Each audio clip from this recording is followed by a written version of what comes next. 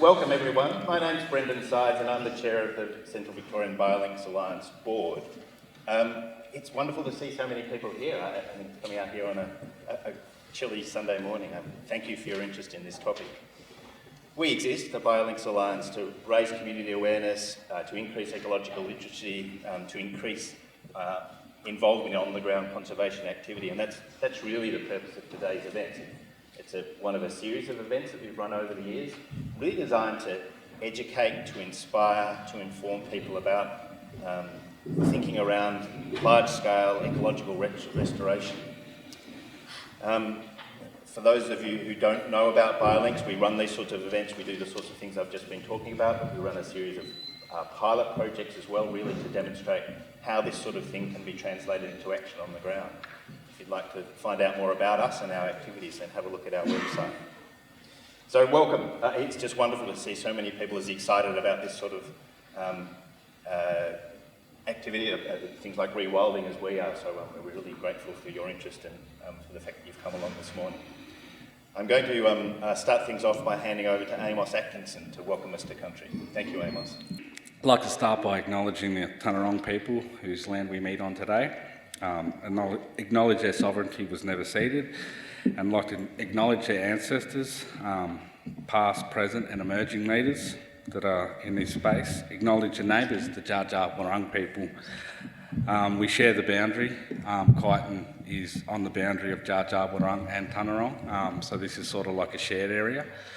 Pre-colonisation, we didn't actually have borders. We had shared boundaries where we would come together, and we're actually in negotiations with Hanging Rock at the moment with Woiwurrung, Tanarong and Dja Dja Wurrung. So we're in the process of that. So I'd just like to welcome you all here from myself. I am Dja Dja Wurrung, but I am Bangarang and I also am Tanarong as well. So I come from multiple nations. I'd just like to welcome everybody here today. Thank you, so you're welcome, Amos. I'll hand over to our indefatigable director now, Sophie Bigford, who's going to introduce the session and the panellists. Thanks, Sophie. Thanks, Brendan, and thanks, Amos. And thank you all for coming. It really is wonderful to be amongst so many people who are interested in this as we are. So, I have the privilege of hosting today's panel event. I'd just like to give a very short introduction to the topic before jumping straight to our panellists and getting stuck into the meat of today's discussion. I just want to say that, look, there's no doubt that given the state of our environment, bold and novel approaches to the preservation of natural systems, the natural systems we depend on, are desperately needed more than ever. I'm going to quote everyone's favourite, David Attenborough, from something he said in that recent series he made called A Life on Our Planet. He said, to restore the stability to our planet, we must restore biodiversity, the very thing we have removed. It's the only way out of this crisis that we have created. We must rewild the world. So Central Victoria, where we are today, is a very special place from a biodiversity perspective, with over 2,000 species of fauna and flora. That doesn't include the invertebrates and lower order life forms. So many more, really. 26 native animal species have gone extinct from this region and many, many more are threatened. If you want the numbers, 198 animal species are threatened with extinction and 575 plant species are threatened. These are actually fairly old numbers. We're not quite sure what they really are now. They could well be worse. It is an area very worthy of restoring its biodiversity too that has been lost or is teetering on the edge. So rewilding has been one of those novel and bold approaches to nature conservation and repair that has caught the general public's attention over the last 10 years or so. But despite its prominence as a concept for ecological repair, we've not seen its wide exploration or uptake in this region of Victoria. But today we have a fantastic panel of experts to unpack rewilding in the Central Victorian context and to develop a more communal understanding of what its potential is to urgently restore ecosystems at scale. So with us we have, I'm just going to give you a very brief introduction. You can actually use the QR code that's in your pamphlet on your chairs to read more about our panellists, but I'll just, there's a link to their bios. But I'd just like to introduce, we have Chris Hartnett.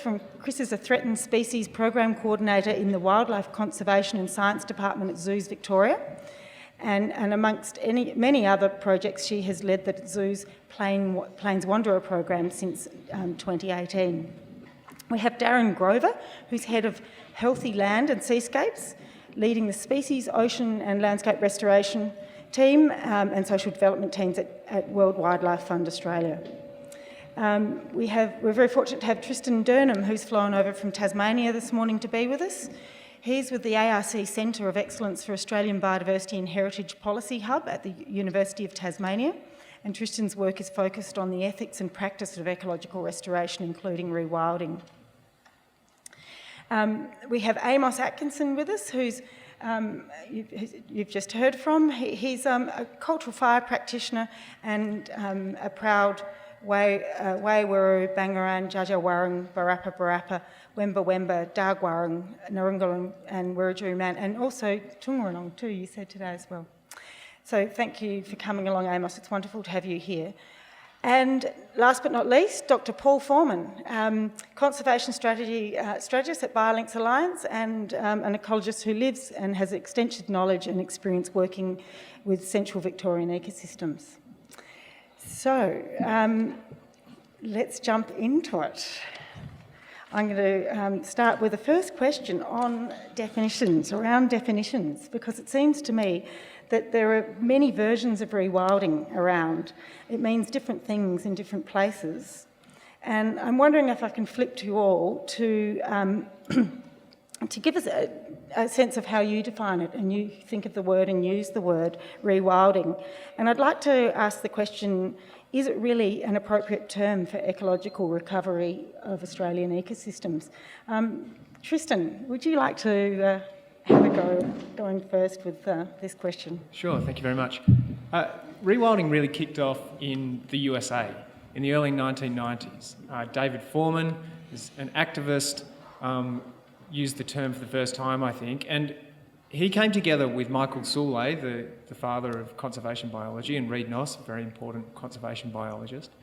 And they came up with this idea of rewilding as protecting wilderness on a huge scale.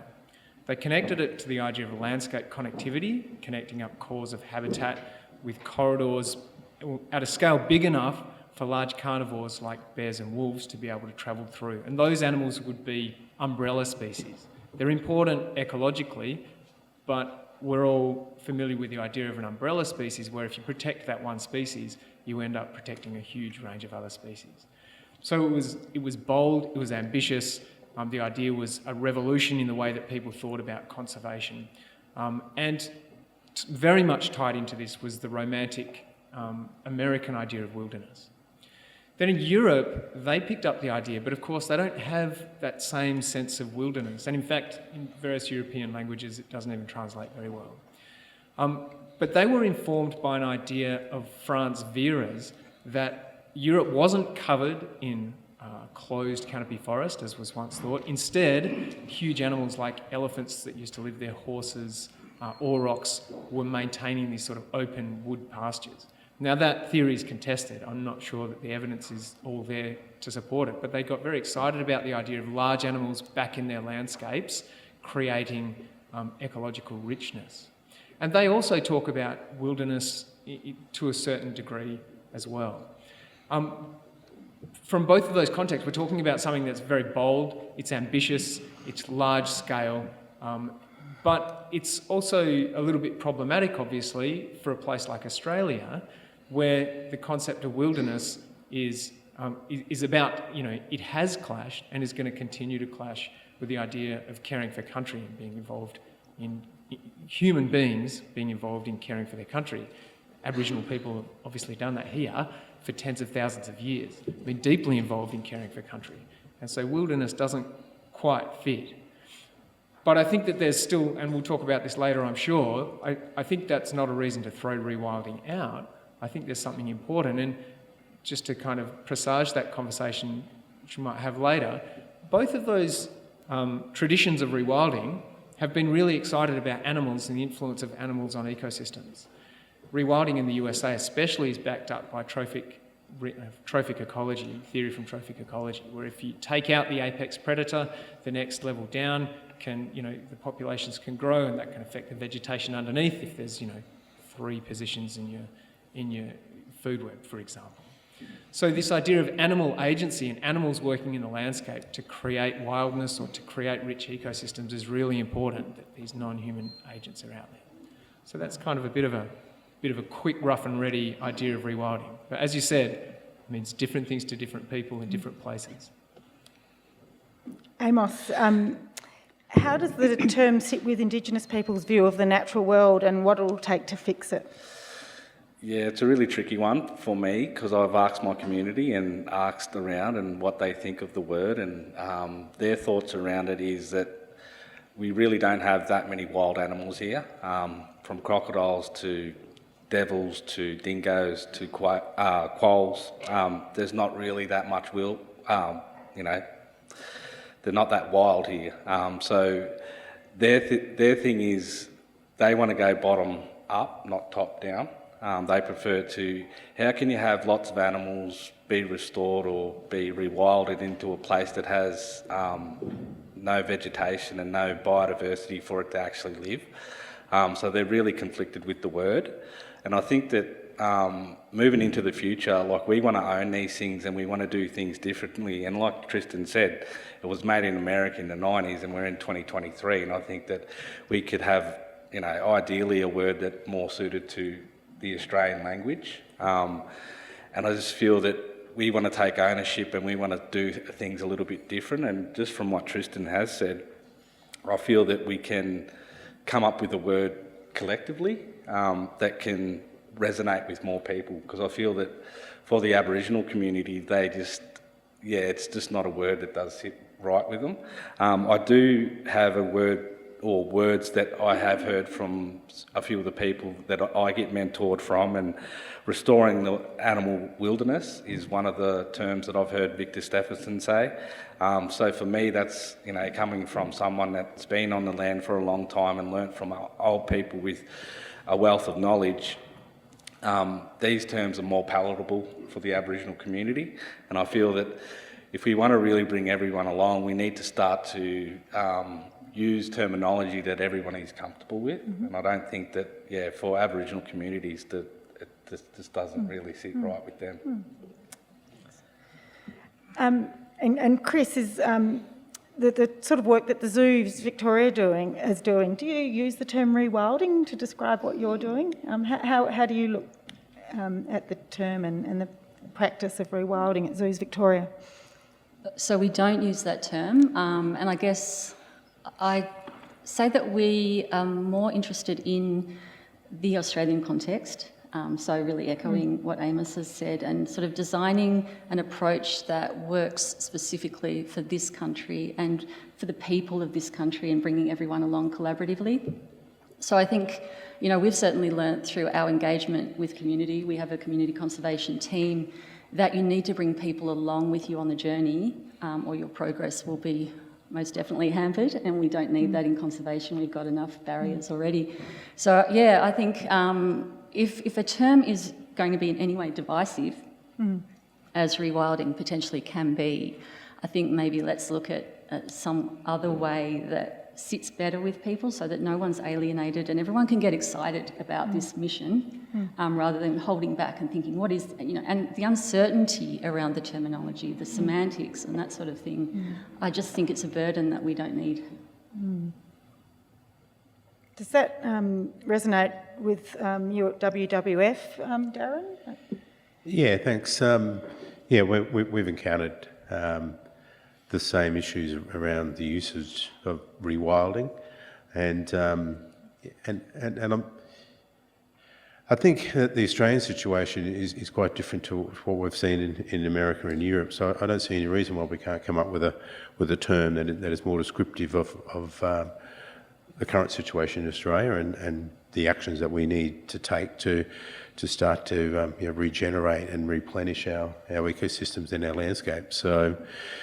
Maybe if there's some creative folk here today who could come up with an even better name, we're certainly all ears, because I haven't heard of a great alternative yet. But if we can come up with something that is more central to the Australian experience, I think that would be great. Paul, do you think there's a definition of rewilding that's more pertinent in the Central Victorian context? Thanks, Sophie. I think we don't usually use rewilding to sort of badge the projects that we do, but I think there's a lot in common with the concept. If you take the broad understanding that it's about repairing processes and systems that might be modified and damaged, it's in the post-colonial sort of era. And also I'd argue too that rewilding, if it is a term that gets in the way, if that term wild is a problem, then there's no reason why we can't rebadge these things as long as we continue to be effective. And I would argue that humans prior to European arrival were very much part of the system and had a big impact. And the kind of stuff that I'm talking about in terms of repair is things like the hydrological processes and the formation of soils and the retention of productivity in landscapes, talking about the movement of animals and other propagules in the landscape through connectivity, those kind of things, and that in order to really be addressing ecosystem and process repair, you need to be doing these things at a sufficient scale and in both time and space. And at the moment, I think we don't really do that very satisfactorily in Central Victoria, but there's no reason why we couldn't if we envisage bigger, more ambitious projects in conjunction with the community and all the stakeholders.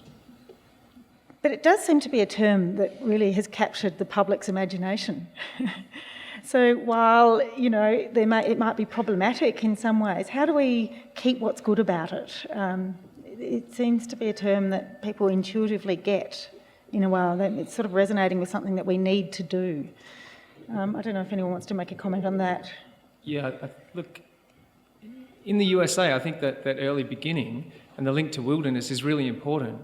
And while wilderness is a very difficult term, it's not entirely awful.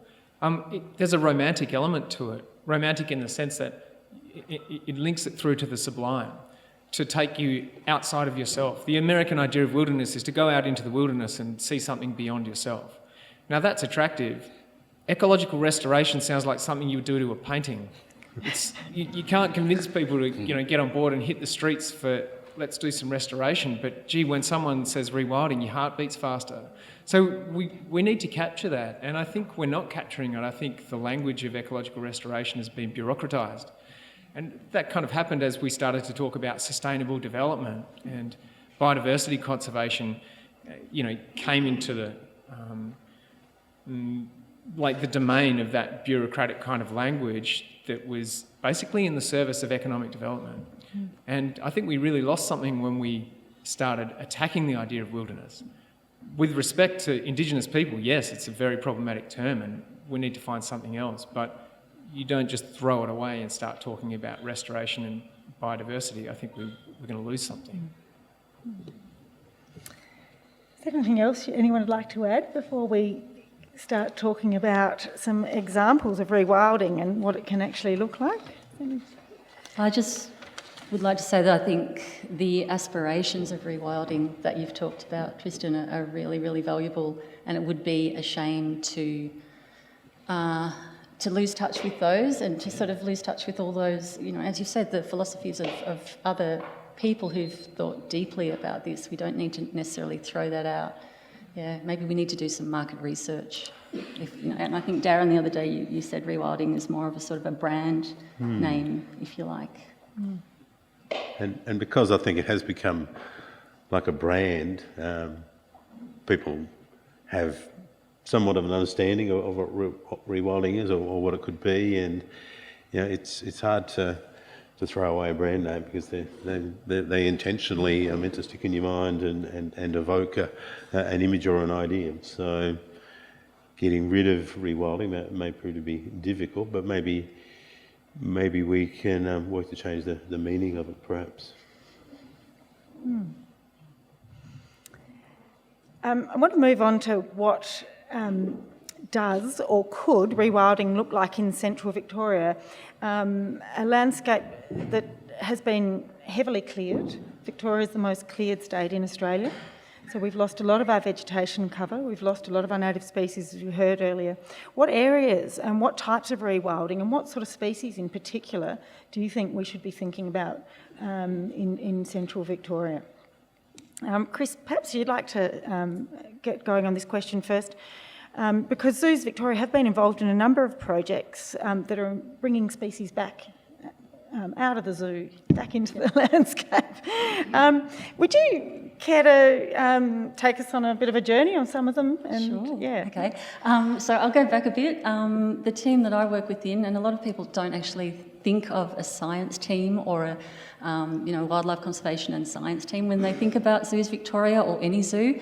But this is our reason for being now. We're a zoo-based conservation organisation, so all of the profit that comes through takings at the gate or memberships all goes towards our threatened species work once we've paid for housing the animals in our care.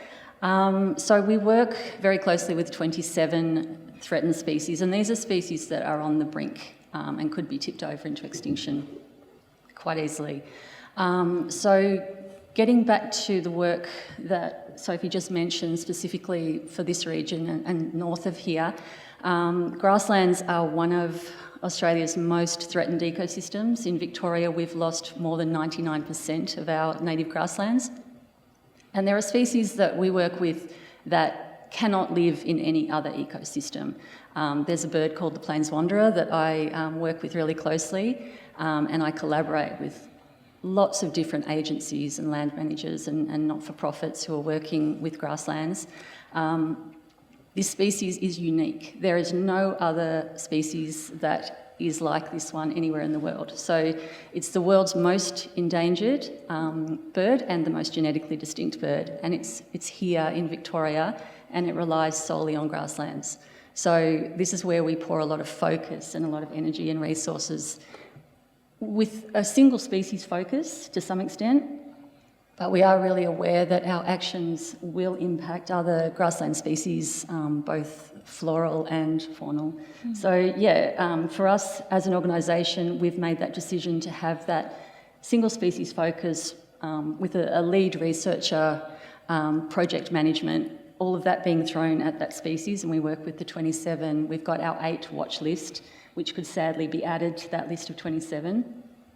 And so, we've found that when you really pour resources into a species, that can actually start making a difference. And the eastern barred bandicoot is a classic example of that, where it's been taken off the critically endangered list. It's no longer considered extinct on the mainland because of the work of zoos and their partners.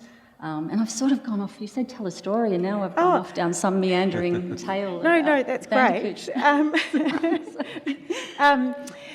In that Plains Wanderer project, you're getting have had some successes. I know you've been working closely with landowners. That's predominantly, most of those grasslands are on private land, is my understanding.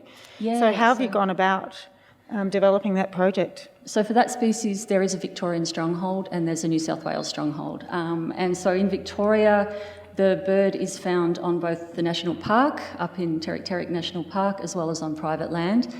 The private land is predominantly being managed by pastoralists. So it's a weird thing to say that this species still exists in Victoria because of grazing.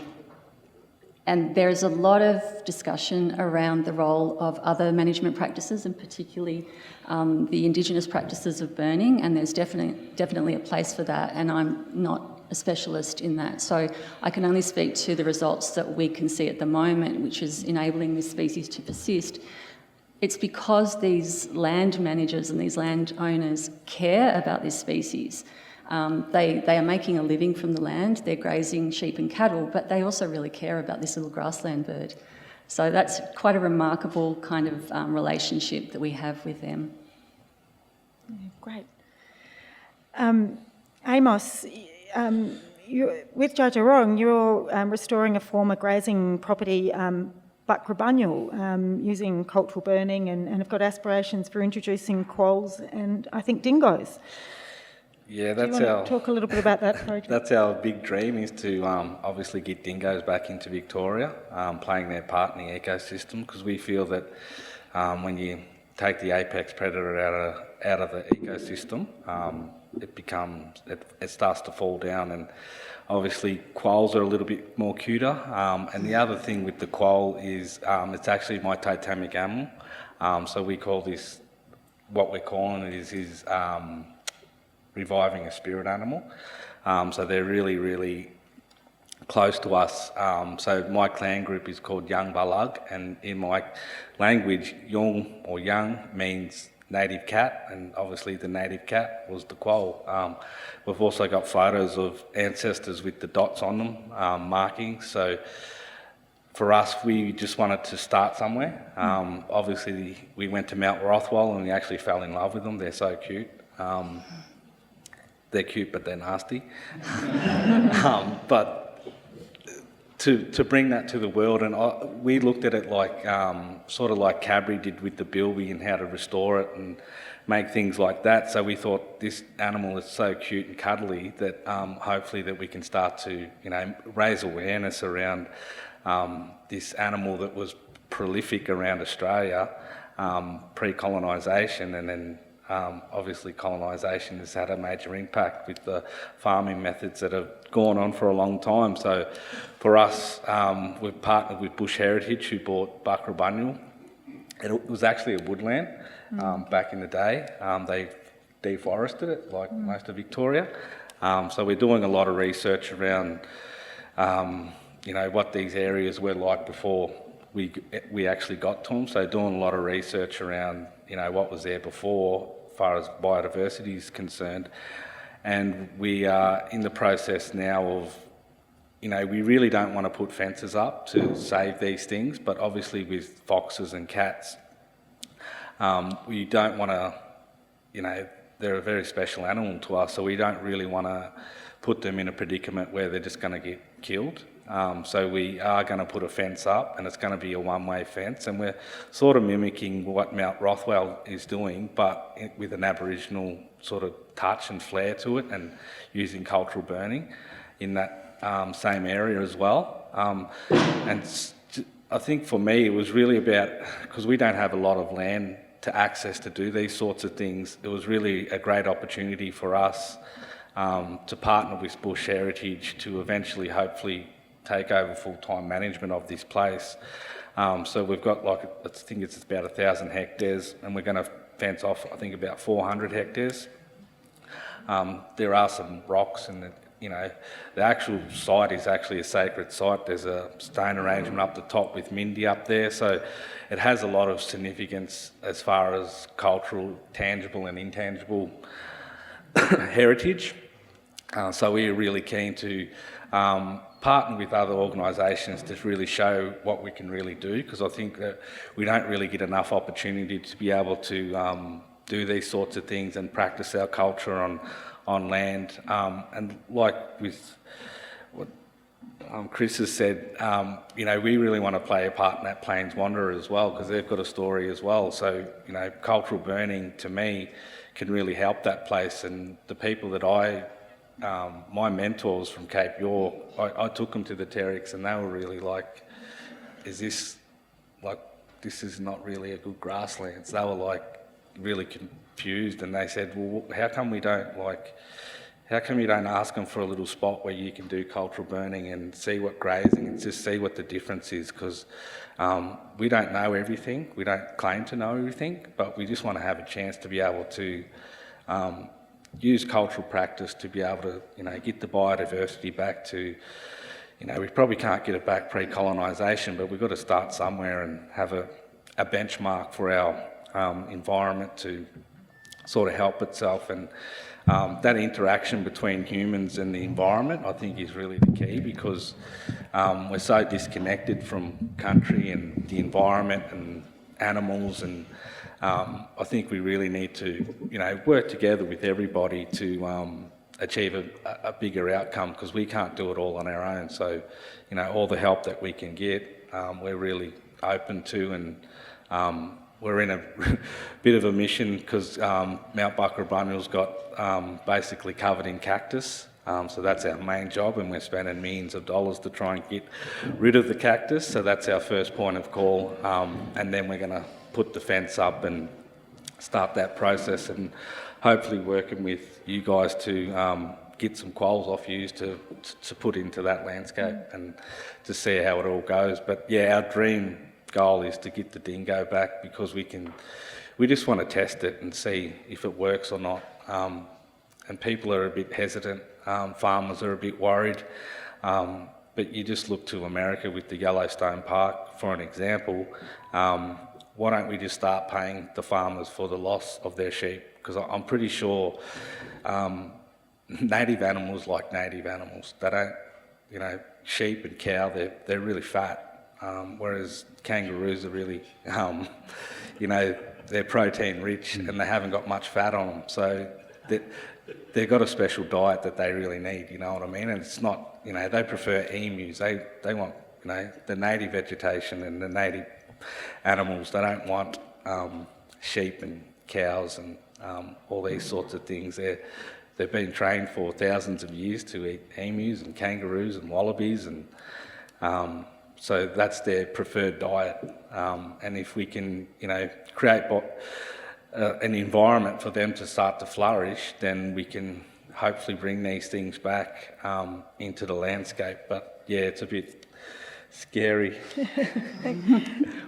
People aren't willing to take that leap of faith and just give it a try. I think that we should.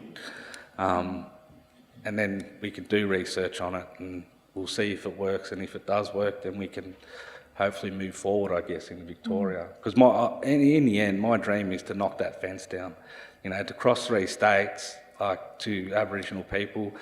A lot of them treat the dingo as it's a law keeper.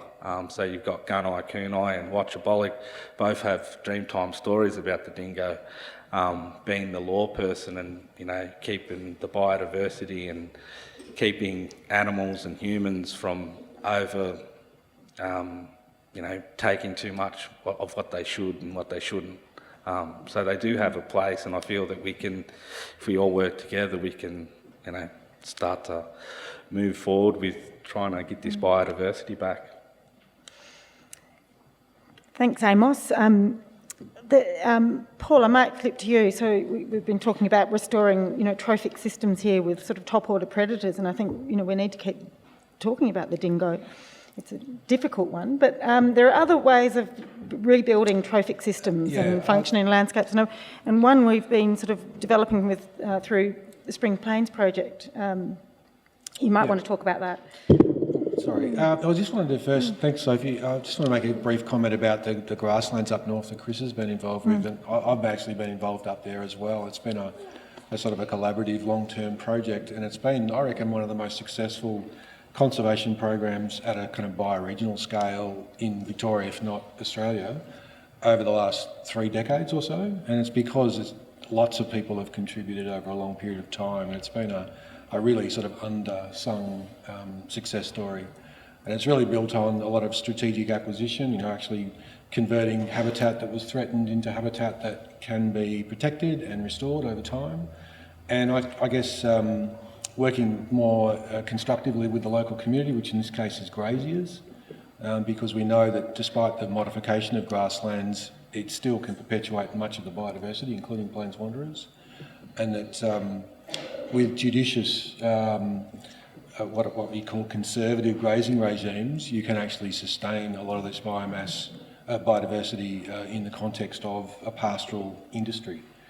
Having said that, the grasslands have been highly modified, and there is a role, I think, for burning. Amos, it'll be good to talk to you about this at some stage, to actually improve the condition of grasslands over time. At this stage, they are quite modified and dysfunctional in some ways, and that burning has potential to improve them over time. And to me, that's a long-term collaborative project. The other thing I was going to say, just with Spring Plains, is that another approach, we don't use the term rewilding, but there's a passive sort of rewilding approach as well, where we look at trying to restore systems that have been degraded. And in this particular project over at Heathcote, which we're just about starting up this month, in fact, we're going to be using techniques to try and rebuild soil health, to improve hydrology of the landscape. And so we're not reintroducing animals, but we're trying to build from the ground up a degraded system, and that maybe eventually we might be able to reintroduce things down the track, but at this stage it's a sort of a bottom-up approach. Darren, WWF's been involved in a project in a very agricultural part of South Australia on the Yorke Peninsula, a project that's called Mana Bangara. It's a really exciting project. It's having some real wins now. Would you like to sort of tell us a little bit about that project? Because I think it could be a good analogue for the type of ambition we could perhaps, adopt here and type of project we could adopt here in Central Victoria. Yeah, sure. I mean, Mana Bangara it's an exciting project, and Mana Bangara means healthy country or prosperous country. It's a term from the local Narungga people, who are a really important partner in this project. And that was one of the key things here is, and it's interesting, we talk about rewilding or environmental restoration. This is as much as anything a people project, and you do have to have local communities involved. The farming community, even the local tourism industry is really excited about this. So where Mana Bangara is on the very end of the Yorke Peninsula, quite a unique landscape, just a narrow peninsula. The project at the moment covers 140,000 hectares, so this is large scale. And what really drove it is 25 of the 27 native mammals that were once found in this part of South Australia are gone. So that's almost all those species are gone.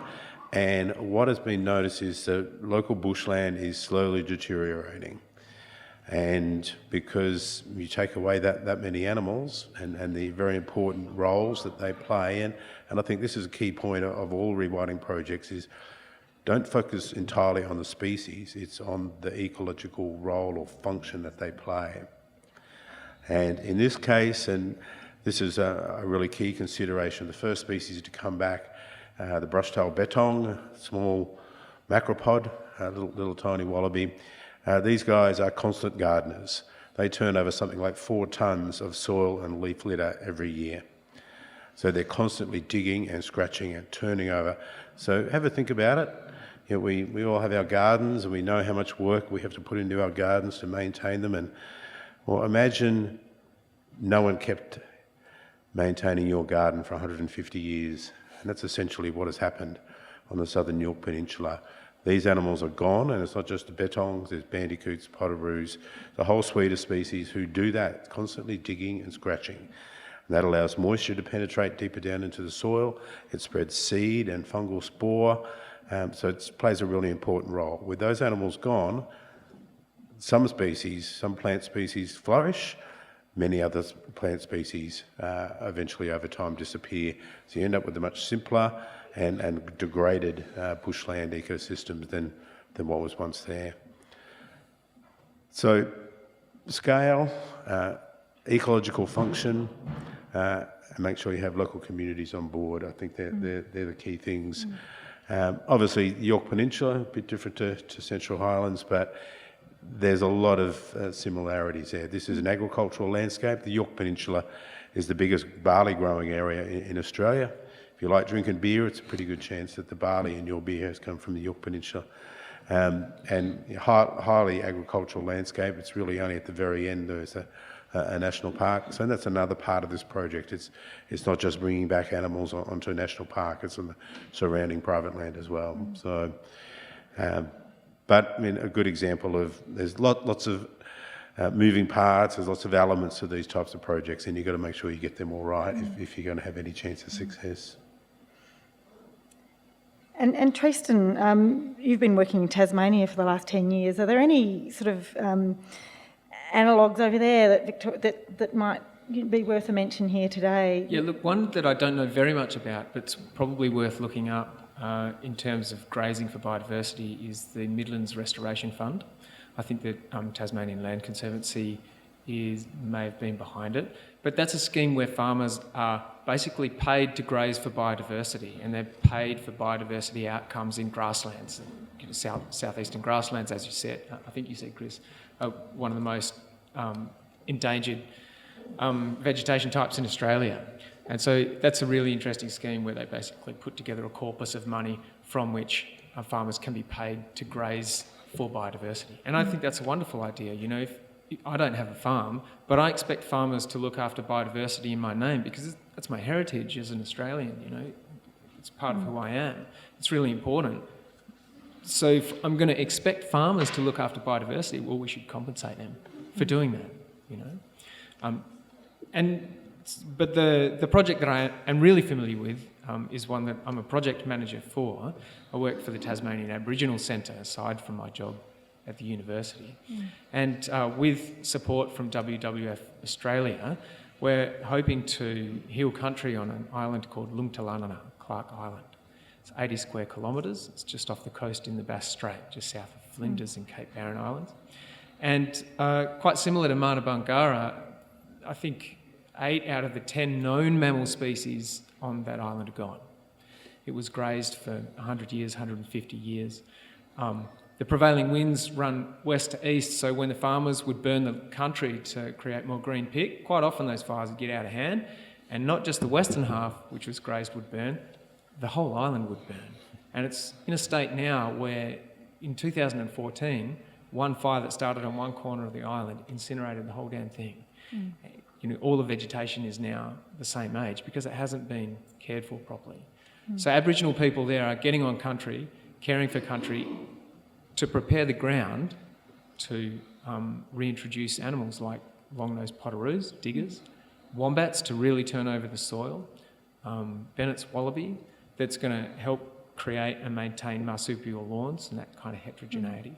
So big picture, yeah, those animals are going to be really important for reviving healthy country on that island. Fantastic. I've got a question from the audience here. Is rewilding too focused on charismatic mammals and missing the importance of other less well-known animals, especially insects? Does anyone like to pick that question up? Yeah, that's true. I mean, I'll just give the WWF experience. At the end of the day, to do these projects, you need a lot of money. And the best way to get people engaged and attracted to your project and to provide you with money is have a charismatic species. And the approach that we use at WWF is use flagship species, with the idea being if we can save this species, we can save everything else that it shares its habitat with. It's not an ideal approach, but at the end of the day, you've got to engage people and get them interested. And sadly, people are more interested in cute possums and wallabies than they are in bees and worms and beetles and things like that. Can I just add to that? So we've recognised that, and we've had the same experience with cuddly mammals versus kind of somewhat less aesthetically appealing, maybe little brown insects. But we're trying to change that. We've added some insect species to our list that we work with. And we've done things like we've got a tote bag, a canvas bag, and there's a butterfly, the golden-rayed blue butterfly, that relies on a specific plant type. So we've got the butterfly on the bag and the plant, and every bag sold will then go to purchase and the planting of this specific plant species to attract that butterfly. So I guess we're acknowledging there's a bias towards furry mammals and then trying to shift that bias through community engagement. And I think if it's done well, people can appreciate insects and frogs and all sorts of creatures. That sort of leads into another question that's come in. And the question is, does a mosaic of small biodiversity replantings around Victoria achieve much, or does more work need to be done to link these replantings up? And I guess here, I'm interested, this question sort of raises to me, we have got so many people in Victoria who are planting for butterflies and other insects or restoring small patches here and there. Is that rewilding? And could it be rewilding at the scale we need if we were coordinated and scaling that up? I might respond to that. I think all of those efforts are making a contribution to a bigger potential outcome, but I think, as I've mentioned before and others have that a big part of rewilding in my book, whether it be with species or more passive sort of restoration, is that you're trying to achieve scale. You're trying to get landscape level improvements, and if a little postage stamp on your property is certainly making a small contribution, it's not necessarily going to add up to those bigger landscape effects. And I think that's where coordination comes in. And I think that we can't really sort of, I guess, pretend that somehow that those disparate, disconnected, isolated efforts are going to just naturally and magically add up to the big impacts that we want. And that's where I think institutions like Biolinks and other organisations that are trying to capture a vision and come to a consensus with the community, and then develop tools and pathways to allow those individual efforts to be more connected and to be more, I guess, cumulative in a more deliberate way, then I think we're more likely to get to where we need to get to. So I think that's the missing ingredient in my book.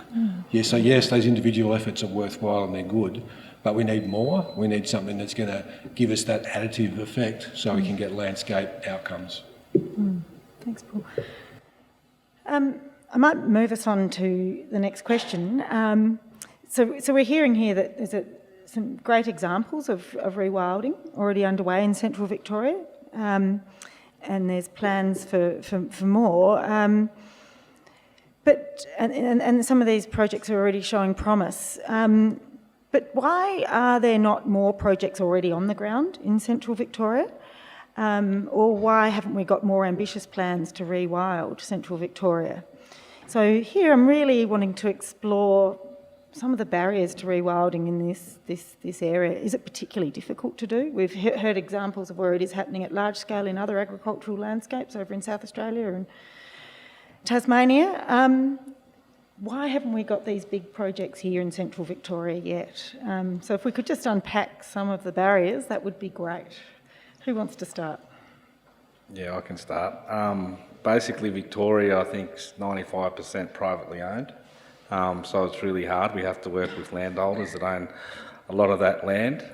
The barriers for us is around funding. These projects don't happen overnight.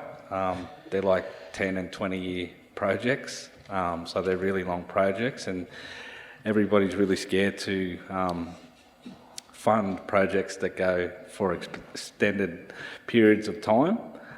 So for us as Aboriginal people, that's one of the biggest barriers that we find, is that no one's willing to commit for a long time, and we need more people to be able to commit. And really we should be really ashamed of ourselves with the extinction rate of animals, the loss of the grasslands, which is like 1% left, top 10 for land clearing, and we're opening up all these mines all over Australia. Like, we really have to have a hard look at ourselves and be able to say, all right, are we going to go down this path of restoring biodiversity, or are we just going to go down this path of, money, and how, at the end of the day, money can't fix everything, because we need people, we need communities, we need institutions to be able to all work together. And I think that that's one of the biggest barriers that I find, is that there's all these really good projects going on, but they're not sort of linking together. Animals need tree to tree, and if there's no trees from here to 40 k's away, then the animals are stuck in that one sort of area. And we've got to start making more habitat available for these animals, and there's no use rewilding if we've got no land to put these animals in. Thanks, Amos. Absolutely. Does anyone else want to sort of pick one? What would you say was the top barrier, Chris, to rewilding in Central Victoria? I guess, in agreement, and I'd say there's just been a lack of a concerted, coordinated effort in Victoria. There's a lack of shared vision, if you like, and when we talk about private landholders, that's not to say they don't care about their patch of land and they love being on country, but what is their connection to country? And obviously you can look at yield and that kind of thing, and this country, sustaining your family, and you've been on the land for generations and you hope your children will be farming for generations, for example.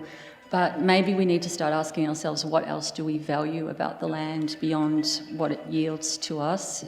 Things like, the birds flying over. So what do we put in place for them to keep? That connectivity, a lot of animals need that, particularly avian species, but not just them. They need to be able to disperse for healthy populations. They need to be able to find breeding partners that are not in necessarily close range, so we avoid inbreeding. So we need to provide those conditions for them, not just conditions for us and what we think we need to thrive. Easier said than done, but I suppose it's about if we have a vision across Victoria, and I don't think we can rely on a state government, for example, to create that vision. It's organisations like Biolinks that I actually think, and you people coming out on a cold Sunday to hear us and to exchange ideas with us, hopefully that is the start of a movement.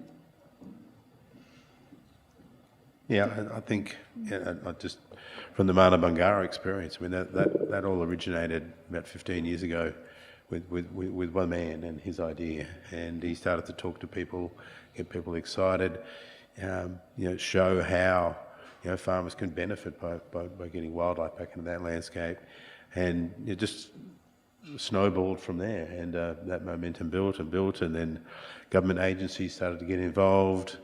Politicians like the sound of it, and it's still got a long way to go, but it's moving now, and we're hoping that with each success as the project goes forward, that will again, like that snowball, begin building more momentum, getting more support from governments and others to keep it going. But never underestimate the power of someone with a vision, and certainly don't feel that it's just me. How could this ever happen? That these ideas often start with one or a very small number of people who have an idea. I've got a few questions coming in around the funding. We identified that as a real issue. Some of the questions are, will some of these new sources of funding for the environment, like the Clean Energy Fund, help and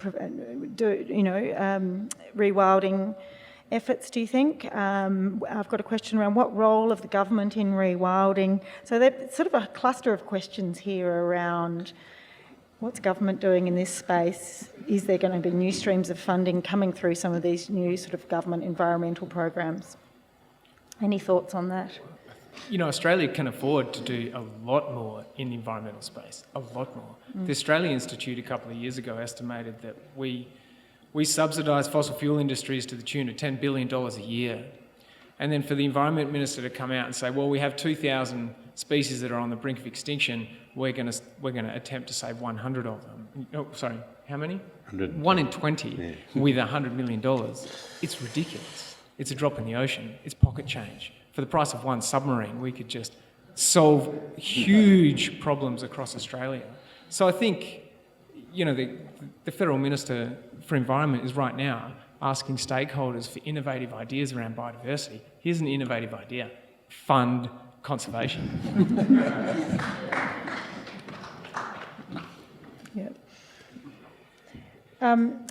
When I was talking to Darren about the Mana Bangara example, I said, how has it managed to, persist 15 years is a long time. It's a long-term project in Australia, really. And you made an interesting comment that both sides of politics have supported that project, and really they couldn't let go of it because basically the community support for that project was so strong. I wonder if you want to pick up on that one. Yeah, that's exactly right. And both parties in South Australia have supported the project, and there has been a change of government over the life of the project so far. So that was really fortunate, because if one of those parties decided not to support it, that would probably just about kill it off. But I think both sides of politics in South Australia see the benefits of this project and how popular it is, especially with local communities, and I suppose they feel that there's nothing to be gained by knocking it on the head. So Yeah, as much as we may not like politicians, you've got to put time into them and try and get them excited and get them involved and pushing for your project. So, but I mean, really, you know, for a rewilding project like Mana Bungara, it's about sitting down and talking with anyone and everyone who you think may be able to help your project. Paul? Sophie, I'd say, like, in answer to that question before, I think one of the big barriers is because it's hard.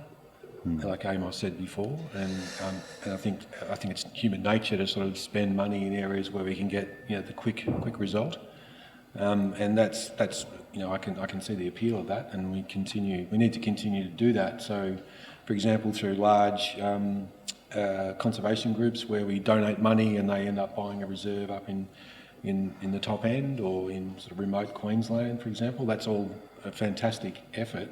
But unfortunately, a lot of the threatened species are not there. There are certainly some, but most of them, threatened ecosystems and species, are in the more populated and fragmented and impacted areas like this. And I think unless we set up new kinds of processes and institutions to try and help funnel resources and effort into those areas, they're going to continue to be neglected because they are hard. So I think on the flip side of that, though, is that this is the decade of ecosystem restoration. And there is huge potential for us to sort of capture the attention and the resources from sources of funding across the globe towards this sort of endeavour, but we need to be set up for it. And in particular, communities need to be ready and prepared, and they need to be a lot more capable and organised than they currently are. And I think that's a big part of the effort here, is to try and make communities just more ready to receive the potential funding that's out there by building its capacity and building its track record in kicking goals and having success. And getting involved with groups like Biolinks and other networks is one way to start building that capacity.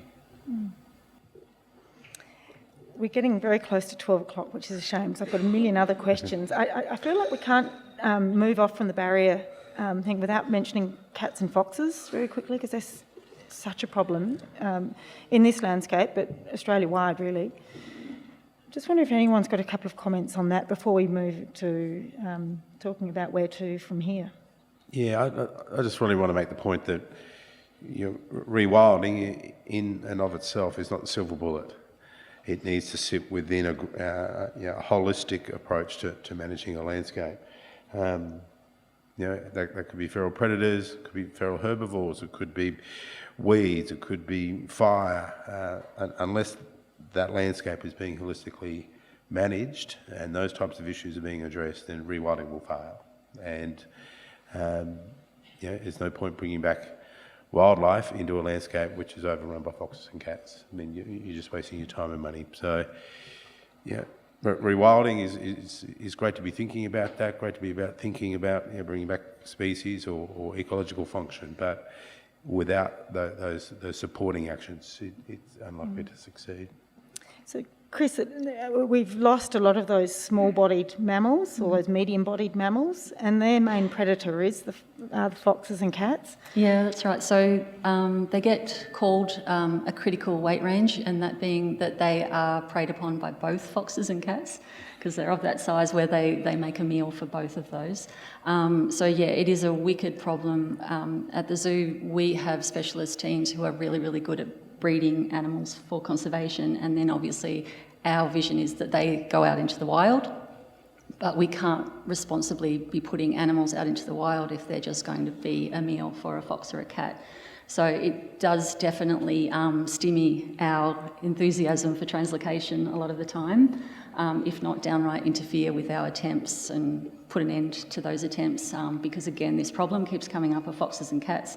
Islands have been great, these sort of island arcs where there are no foxes and no cats, that's perfect, but in a broader landscape, it's a really difficult problem to deal with.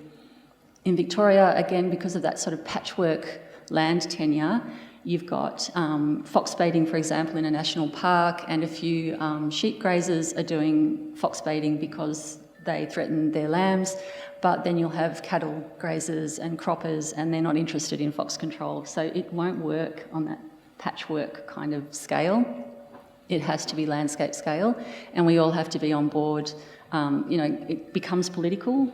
In Victoria, cats are an extremely political subject because there is an affection for cats, and probably plenty of people here, they may have cats at home. Cats need to stay at home, as we all know. Convincing the general public of that is a mission that we're on at the zoo and others are on, and that's making a difference, just keeping those cats out of our biodiversity spaces.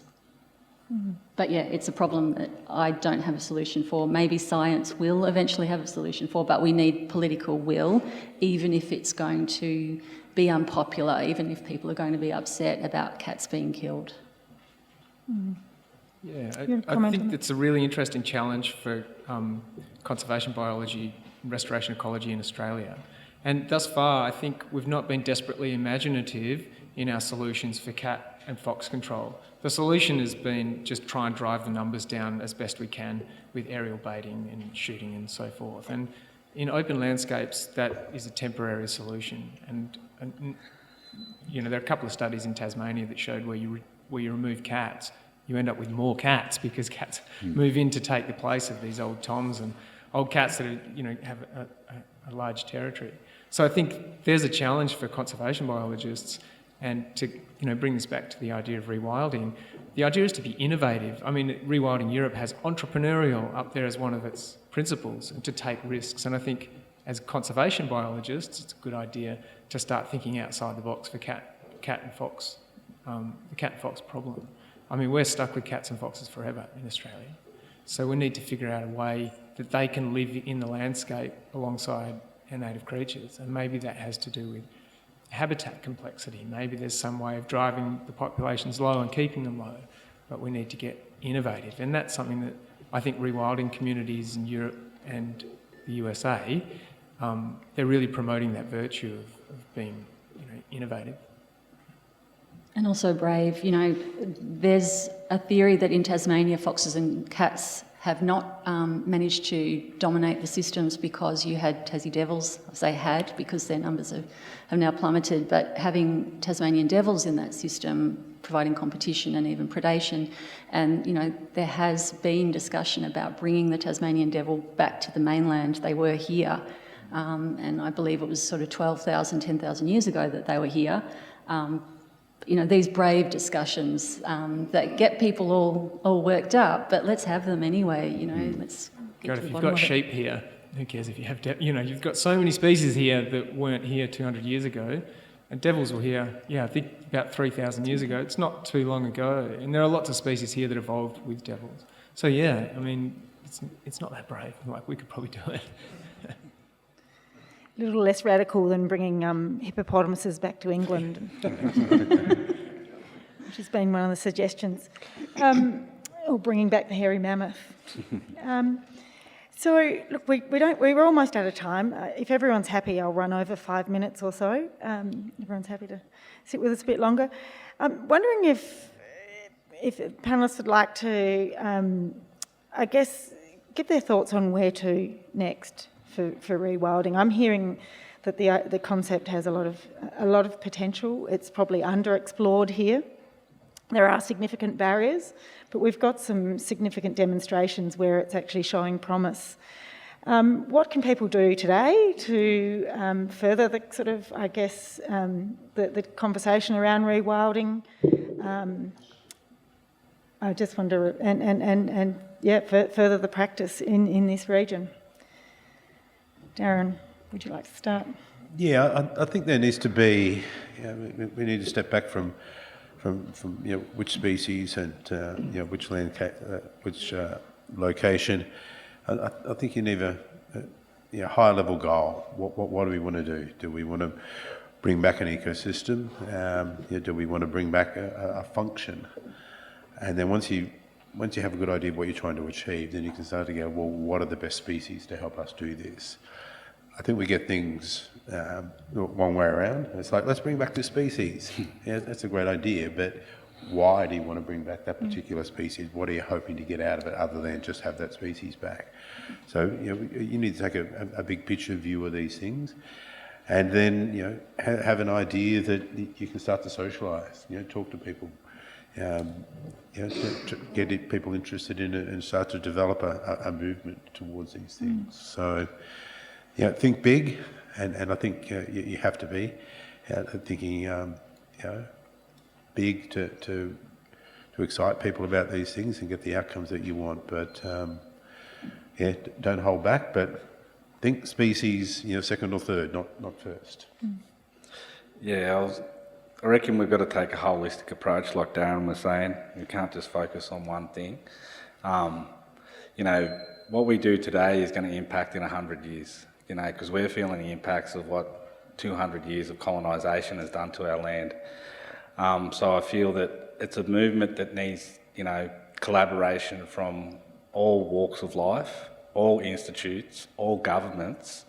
And like Darren said, we've got to set a benchmark where we think what we want to get to. And functionality, I think, is the key. If we don't have, the link and the functionality of biodiversity areas, then what are we, we're like the fox baiting thing. To me, that's just a band-aid approach.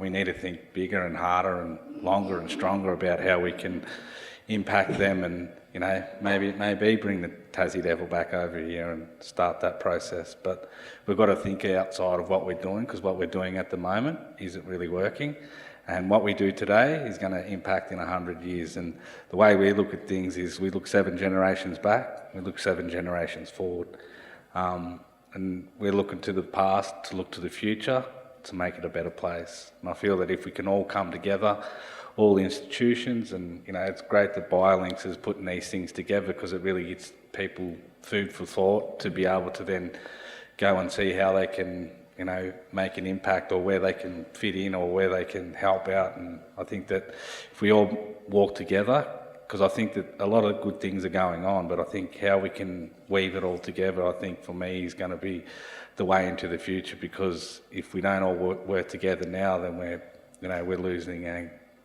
race. Yeah, here. Yeah, so I suppose the ecological priorities are something that you could spend years discussing, but in this kind of short time, what can people do? I think it has to be community-led, and people need to get together like this more often and invite traditional owners to come and share their perspective to help us understand what this country can be like, because I think we talk about establishing a vision, but that vision is already there. And every person I've met from any traditional owner group has been so generous in wanting to share that with me, sort of take me on that journey with them. And that is so incredibly inspiring whenever I've walked on country with someone whose people have walked on that country for millennia. You feel something different and new. And just more of that, I think, is really important. Connecting and understanding, so education is really important. There's no point telling people that we're going to lose a species or we have lost a species, and they're kind of saying, oh, isn't that terrible? But they don't really know why it's terrible, other than the fact that something's gone. But to really understand it is what's going to make the difference, where they can then take the next step and act. So connection to country, understanding country and how it functions, and then acting upon it. I think that I mentioned this before, that we do need to think about how to build and consolidate, strong long-term institutions that can drive this sort of collaboration that we're talking about. That isn't really a hallmark of our past. It's something that we need to point towards in the future.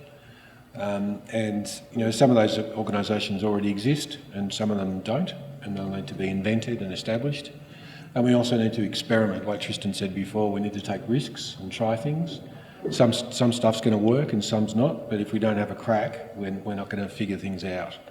And some of that will be radical and some of it won't be, but we have to get out there and do that. And in order for all those things to happen, those organisations have got to be strong, they've got to be supported, and they've got to be enduring, and they've got to be able to reach over big distances. So they're pretty sophisticated groups, and that just doesn't happen spontaneously. They need to be supported, and they need to be set up, and they need to be funded, and they need to have all sorts of people contributing to it. In the past, conservation groups maybe traditionally worked on a model of volunteers, with a small committee, and then maybe some other people would gather on Sunday morning for a barbecue and a tree planting field day or a working bee. And that's a terrific sort of, small scale model that's been effective in the past, but we need to think about extending the kind of roles that people can play, that volunteers can contribute, and that everybody has something they can offer. And if there's a way that you can contribute your passion towards building an organisation, which may not be tree planting, it might be something else, it might be governance, or it might be strategy, or it might be IT, or it might be communications, or whatever. All of those things are needed, and there just has to be a place for them to be. So I think everyone can contribute in ways that they may not have thought was possible in the past. That was all fantastic. I don't want to add anything else. Thank you. Thanks, Tristan. Thanks, Just everybody. one more thing Yeah, I was going to please. say as well, become citizen scientists, because when species or problems are data deficient, it's too easy for government to say they're not they're not going to fund something if you can't present the problem with data attached to it. So I think any citizen science projects where you can help collect data on that large scale is going to really provide that impetus and that argument for funding.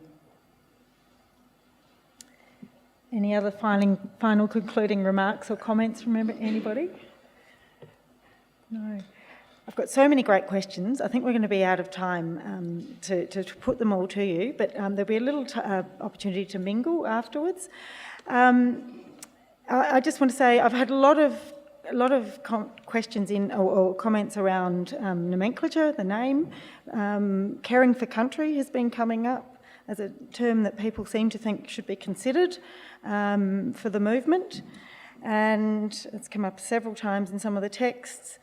And lots of questions around how can we increase the public's appreciation of biodiversity.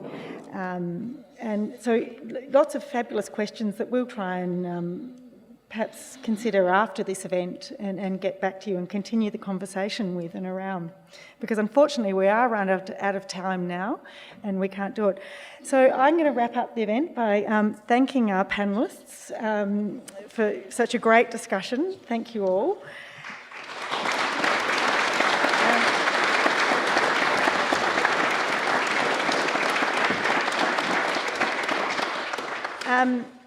And I also particularly want to thank, well, there's a lot of people to thank for enabling us to be here today. I really want to put a heartfelt thank you out to all the Biolinks staff who never cease to sort of go above and beyond to deliver great things for them on very little, I must say, and work so hard and have been so dedicated and have brought this event together. I also want to thank our Biolinks board members, three of who are here today, Brian and Gail and Brendan, thank you very much. I want to thank Will Burrell from Mollyacca Farms for his generous sponsorship that has enabled today. And I also want to extend a special and warm thank you to a number of our donors who are also here, and they make what we do possible. I want to thank the Macedon Ranges Shire Council for providing the venue today, which has been tremendous to have. A very, very special thank you to Jeff Murray, who stepped in at the last minute and done the sound recording, the very complicated sound recording for us today. Thank you very much, Jeff. And thank you, Kyla, for your organisation and coordination with the sound and the filming. It's just wonderful to have this being recorded so that we can share it more broadly afterwards. And finally, I want to thank you, the audience, for coming. Very much hope that you'll stay connected with Biolinks, continue the conversation, as I said, and also get involved in our projects. Perhaps some of the citizen science components of some of our projects might appeal and be great ways to continue your practical involvement with the Alliance. And also, if you could consider donating to our work, funding is always very important. So, look, thank you very much. It's been wonderful to join here with you all today.